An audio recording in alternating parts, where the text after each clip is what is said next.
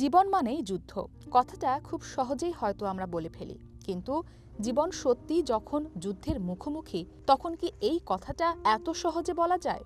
হয়তো বলা যায়, কারণ যুদ্ধের মাঝেই বেড়ে উঠছে যুদ্ধবিধ্বস্ত গাজার কয়েক প্রজন্ম। ত্রাণ সংগ্রহ করতে গেলে বেঁচে ফিরে আসার সম্ভাবনা যখন শূন্যের কোটায়, তখন বাকি মৌলিক অধিকারগুলো যেন সোনার হরিণ বাস্তুচ্যুত গাজাবাসীর কাছে।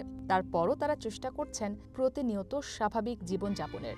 এই যেমন গাজার এই কোমলমতি শিশুদের কথাই বলা যাক। ঠিক কবে তারা পরিচ্ছন্ন ইউনিফর্ম পরে স্কুল ব্যাগ কাঁধে বাবা মায়ের হাত ধরে স্কুলে যেতে পারবে জানে না। তাই বলে তো আর থেমে থাকা যাবে না।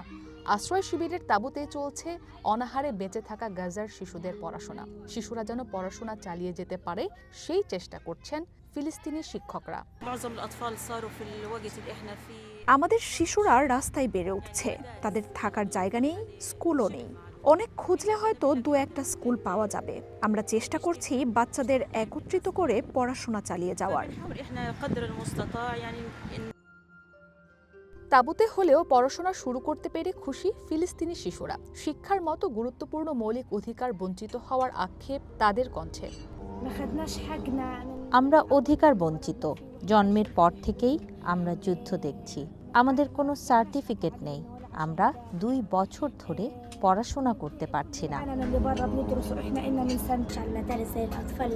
পৃথিবীর সব শিশুরা যখন স্কুলে যাচ্ছে তখন আমরা বাঁচার জন্য লড়াই করছি। তারা যখন নতুন পোশাক পরছে তখন আমরা অনাহারে দিন কাটাচ্ছি। আমি আবারও পড়াশোনা করতে চাই। আমি আবারও আমার স্কুলে প্রথম হতে চাই।